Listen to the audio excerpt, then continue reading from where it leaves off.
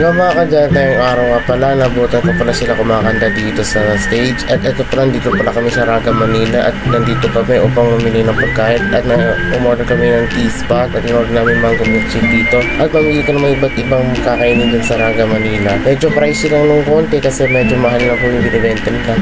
Pero quality naman yung ambience, maganda naman yung place, maganda naman daw po yung iba't ibang kakainin. Medyo maraming tao ngayon ko konti.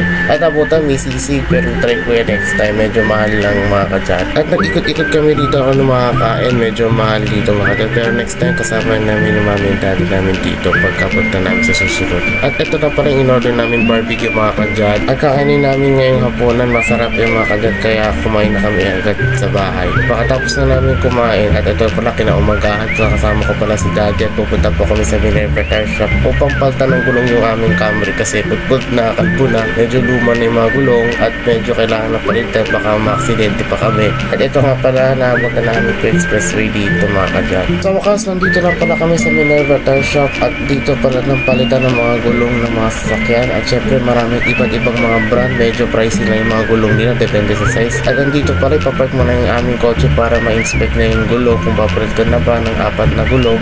At syempre andito na pala kami sa labas upang mag-inquire si daddy kung anong papalitan na gulong, kung Yokohama o BF Goodrich. Pero si daddy ang napili niya BF Goodrich kasi walang Yokohama, pero parang size ng Yokohama at presyo ng BF Goodrich. Kaya sinisimulan na po yung pagpalit ng gulong.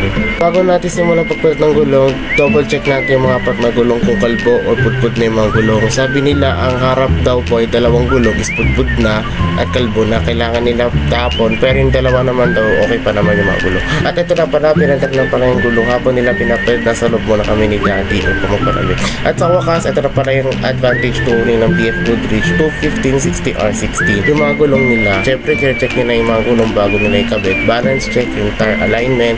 At ito na pala kinabit nila sa gulong ng aming kotse, 4 yan mga kadyan. At ito na pala kinakabitan nila sa dati. Pakatapos nila kapitan, at ito na pala yung balance check o yung tire check. Kailangan nila i-balance yung mga gulong kasi pag kailangan may align nila ng maayos o yung tire alignment at ng mga 4 na gulong. At ito na pala yung balance ng bagong gulong namin ng BF Goodrich. Napaka-solid at quality yan. At yung mga dalawa namin gulong, i-reserve na namin yan pagka okay pa naman yan. At ito na pala mga kadyan, road test namin yung aming kotse ng bagong gulong namin. Pagkatapos na namin road test, nagpagas muna si daddy. Hanggang dito na lang mga kadyan. Paalam muna. Bye-bye!